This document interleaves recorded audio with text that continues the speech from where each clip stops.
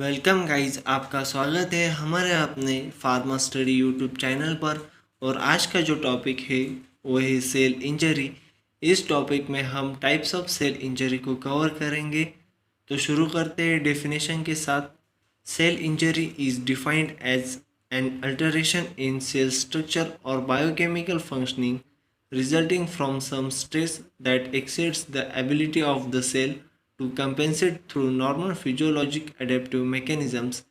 यानी कि जो सेल की रिकवरिंग एबिलिटी होती है फिजियोलॉजिकल एडेप्टिव मैकेनिज्म के माध्यम से वह कम हो जाती है due to excess of stress. इसकी वजह से सेल का जो स्ट्रक्चर होता है और बायोकेमिकल फंक्शंस होते हैं उनमें चेंजेस आ जाते हैं। इसे ही हम सेल इंजरी कहते हैं। तो आगे बढ़ते हुए हम देखेंगे टाइप्स ऑफ सेल इंजरी। तो सेल इंजरी डिवाइड होती है रिवर्सिबल सेल इंजरी और इरिवर्सिबल सेल इंजरी में। और reversible cell injury further divide होती है सेल्यूलर स्वेलिंग और फैटी चेंज में। और इरिवर्सिबल सेल इंजरी डिवाइड होती है autolysis and heterolysis, second necrosis and third one is apoptosis.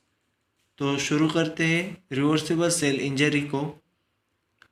Reversible cell injury in early stages or mild forms, if the damaging stimulus is removed, then the injury has typically not progressed to severe membrane damage and nuclear dissolution। यानी जब जो starting का समय होता है injury का, तभी हमने जब डैमेजिंग स्टिमुलस को रिमूव कर दिया तो इंजरी की फर्दर ग्रोथ नहीं होगी और मेम्ब्रेन को डैमेज नहीं होगा और न्यूक्लियर डिसोल्यूशन नहीं होगा। इसे ही हम रिवर्सिबल सेल इंजरी कहते हैं। Then types of irreversible cell injury. Irreversible cell injury क्या होता है वो देख लेते हैं। इरिवर्सिबल सेल इंजरी को सेल डेथ भी कहा जाता है।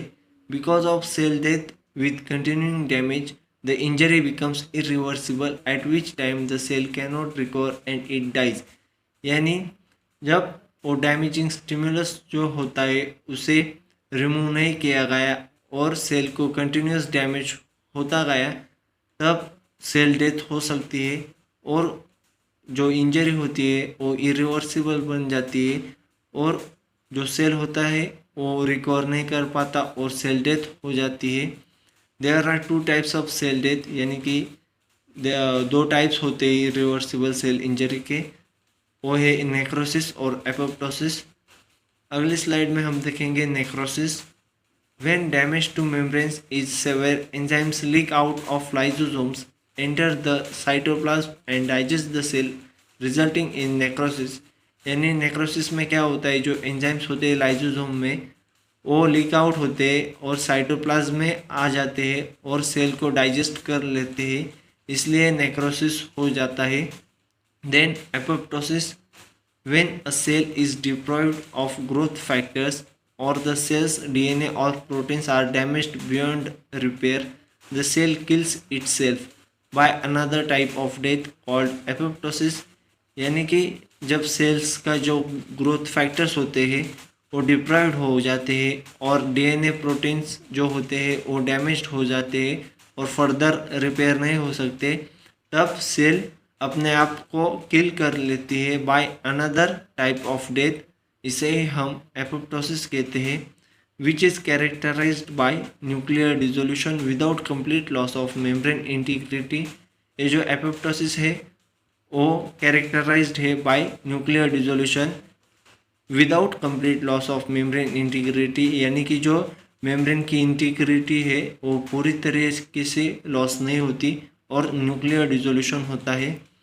देन आगे बढ़ते हुए जो मेजर डिफरेंस है एपोप्टोसिस और नेक्रोसिस के बीच वो देखेंगे। Necrosis is always a pathologic process, यानी कि जो नेक्रोसिस है वो पैथोलॉजिक प्रोसेस है। और apoptosis is not necessarily associated with pathologic cell injury, यानी कि एपोप्टोसिस में नेसेसरी नहीं होता कि वो एसोसिएट हो पैथोलॉजिक सेल इंजरी के साथ। तो आगे बढ़ते हुए हम देखेंगे differences between necrosis and apoptosis. First point है स्टिमुलाई का। नेक्रोसिस में जो स्टिमुलस होते हैं वो है हाइपोक्सिया और टॉक्सिन्स, और एपोप्टोसिस में फिजियोलॉजिक और पैथोलॉजिक स्टिमुलस होते हैं। देन हिस्टोलॉजी, नेक्रोसिस में जो हिस्टोलॉजी है वो है cellular swelling, coagulation, necrosis, disruption of organelles. और एपोप्टोसिस में जो हिस्टोलॉजी हो है वो है single cells, chromatin condensation and apoptotic bodies. Then third point is DNA breakdown. Necrosis में जो डीएनए का ब्रेकडाउन होता है वो रैंडम डिफ्यूज होता है और एपोप्टोसिस में इंटरन्यूक्लियोसोमल डीएनए ब्रेकडाउन होता है। देन हम जानेंगे मैकेनिज्म्स। नेक्रोसिस में कौन कौन से मैकेनिज्म्स होते हैं, वो है ATP depletion, membrane injury and free radical damage. और एपोप्टोसिस में जीन एक्टिवेशन और इंडोन्यूक्लियस मैकेनिज्म्स होते हैं। देन टिश्यू रिएक्शन, नेक्रोसिस में जो टिश्यू रिएक्शन होती है वो है इन्फ्लेमेशन, यानी कि जो टिश्यू है वो स्वेलिंग शो करेगा। और एपोप्टोसिस में नो इन्फ्लेमेशन, यानी कि जो टिश्यू है वो इन्फ्लेमेशन शो नहीं करेगा, वो शो करेगा phagocytosis of apoptotic bodies. Thank you guys for watching this video. Please subscribe our Pharma Study YouTube channel and keep supporting us. अगर आपको वीडियो पसंद आए तो लाइक शेयर ज़रूर करना।